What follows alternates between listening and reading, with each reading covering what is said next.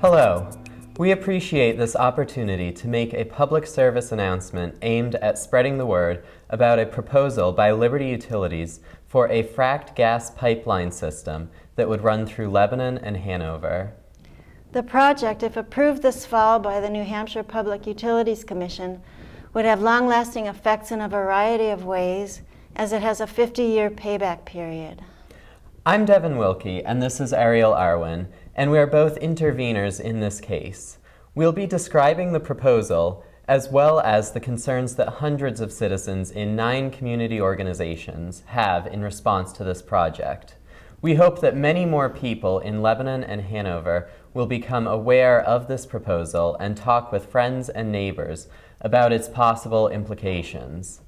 For this public service announcement, I represent the Upper Valley Young Liberals. And I represent the Sierra Club Upper Valley Group Executive Committee. The first issue of concern, and the quickest to explain, is that natural gas is being promoted as being inexpensive far into the future. But many industry analysts are projecting a far less certain scenario, with reduced supply combining with increased export demand. So we are concerned that if residents and businesses convert their heating systems to natural gas, they may well be exposed to sizable price increases over the lifetime of those systems. Renewable energy sources, in contrast, continue to become more and more efficient, affordable, and cost-effective.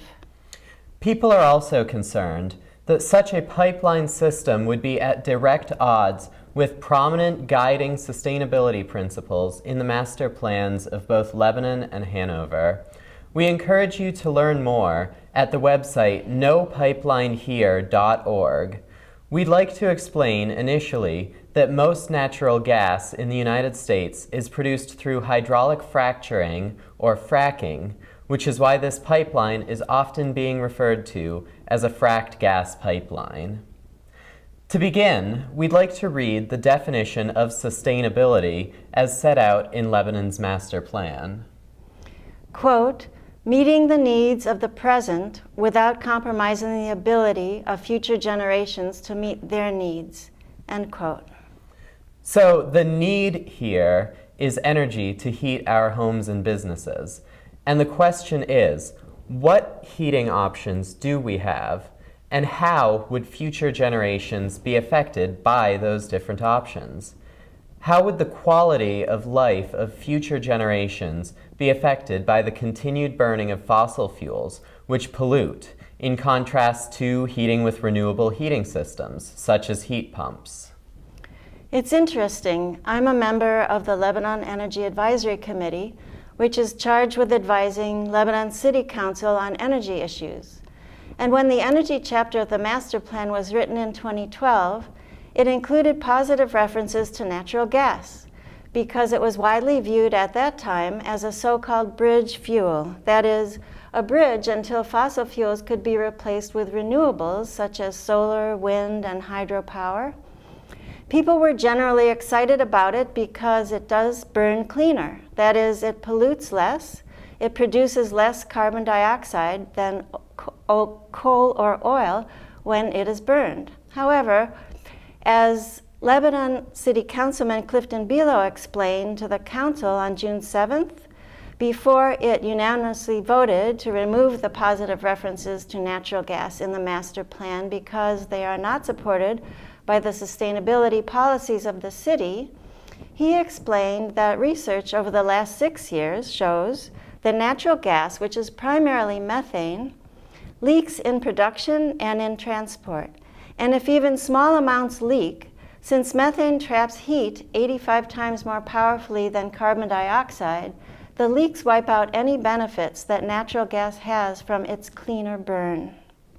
But there are alternatives to heating with fossil fuels, such as air exchange heat pumps, which heat the new Dartmouth Coach Building, the Plainfield Elementary School, and Carpet Mill, to name a few large buildings, as well as many local residences. And recent studies show the costs to be comparable to heating with natural gas. And heat pump systems can be fully renewable if they run on renewable electricity, such as solar, which is an option that will become more and more feasible as Lebanon and Hanover achieve their ambitious renewable electricity goals.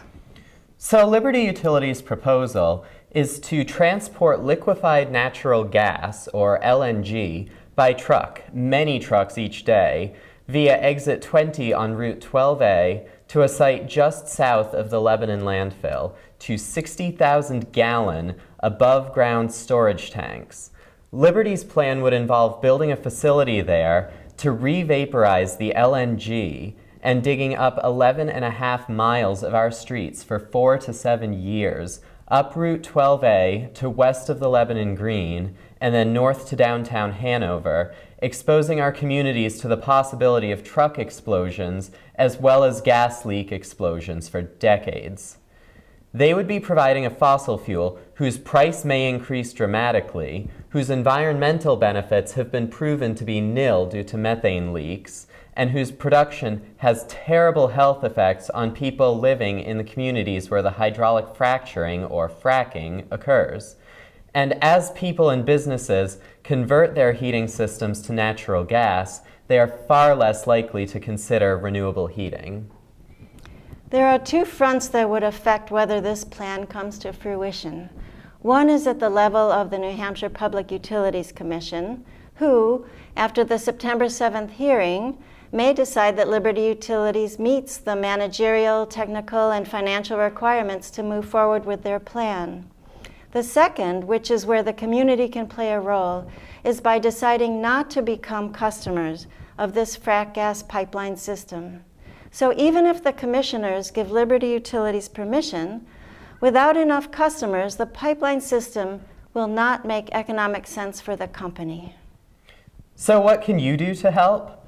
First, tell your friends. If each person can tell 5 to 10 others about this proposal and about the importance of focusing instead on renewable energy, we can make our community an informed and engaged force for positive change. Keep yourself informed. Our website, nopipelinehere.org, shares research, updates, events, and ways to get involved. You can hold your community accountable by coming to meetings like the July 10 Lebanon Planning Board meeting, including a vote to remove references to natural gas in the Lebanon City Master Plan Energy Chapter. You can focus on renewable energy sources and energy efficiency in your own home.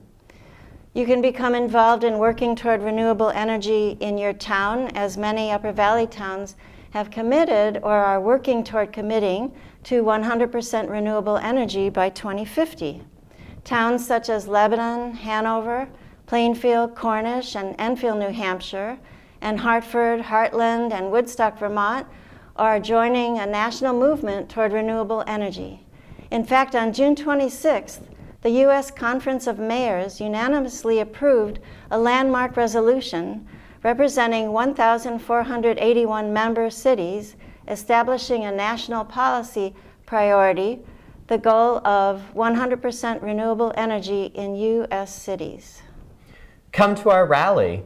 In the morning of August 12th, there will be a series of small rallies along the pipeline route, culminating in one main rally on the Lebanon Green from 1 p.m. till 4 p.m. Check the website for details.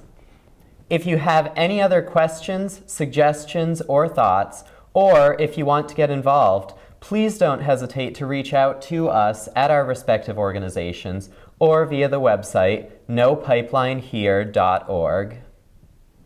Thank you. Thank you.